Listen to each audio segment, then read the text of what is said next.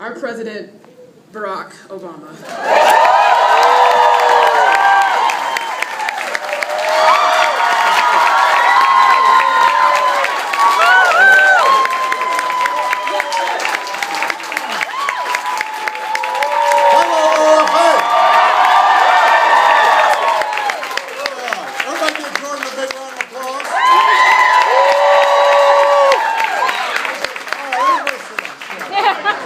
I wish I could. There's a rowdy crowd as usual.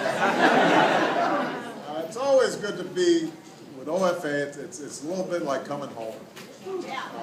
And we've got folks from all across the country here, every walk of life, an exceptionally good-looking crowd.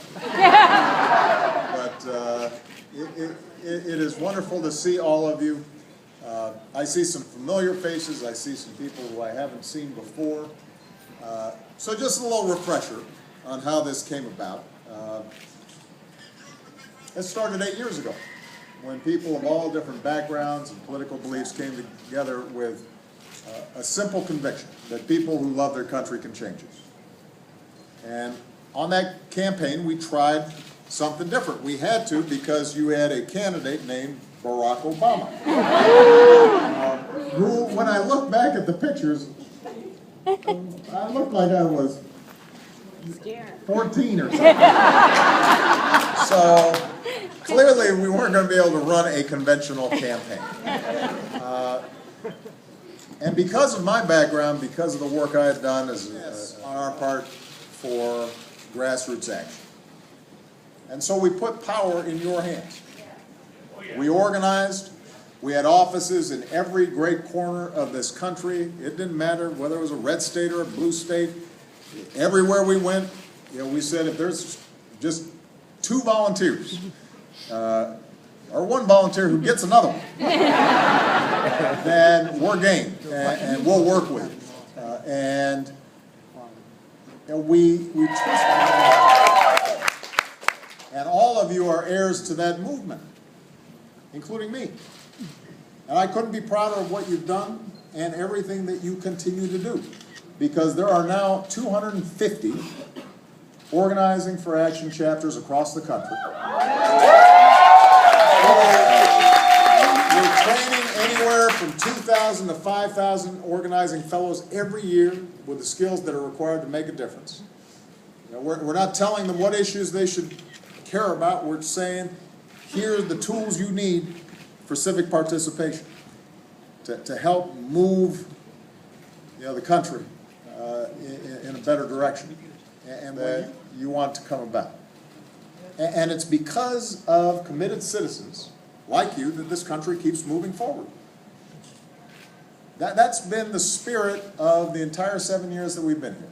Sometimes people haven't reported on it. Sometimes there's been so much obsession with the ins and outs of the legislative process here in Washington, or lack thereof, that folks don't realize all the work that has been taking place on the ground. But you've been part of that. You've been making it happen. When we took office, we were losing 800,000 jobs a month. Unemployment rate was going up to 10%. And over the last 5 years, 5.5 years, our business created more than 13.5 million new jobs, and the unemployment rate's down to 5%.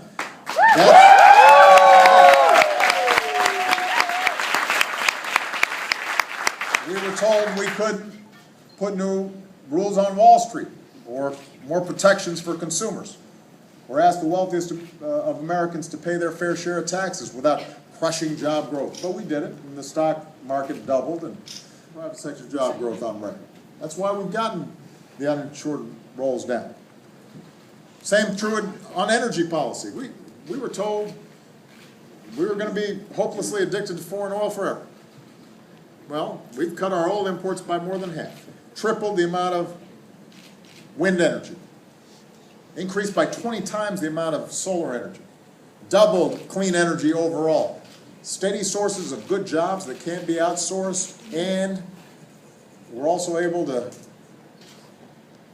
keep prices low for energy for families, while at the same time reducing the carbon emissions that create climate change. American energy is booming, prices are falling. And we use less energy. Even as our economy is growing, America's cut our carbon pollution more than any other nation, advanced nation on earth. Think about that. That's your accomplishments.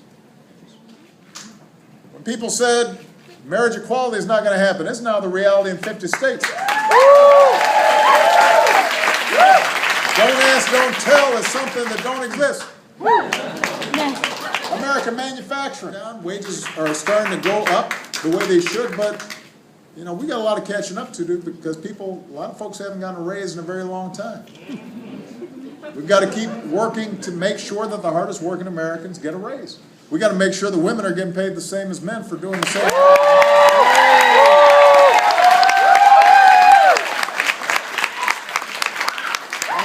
On climate change, all the work that we've done on the clean power plant rule and doubling fuel efficiency standards on cars, it's not going to be enough. We've got more to do. And we've got to educate our communities to understand that this is not a hopeless cause, but we have to take it seriously if we want to leave our kids a safe and prosperous and habitable planet. We've still got to our work cut out for us to fix the broken immigration system. At a time when we've got so many people playing on anti-immigrant fears, we've got to remind people that this is a nation of immigrants. That's how this country got built. And by the way, those immigrants were from everywhere. There was a beautiful, I'm trying to remember what magazine I saw it, but they had a picture of immigrants from Ellis Island. And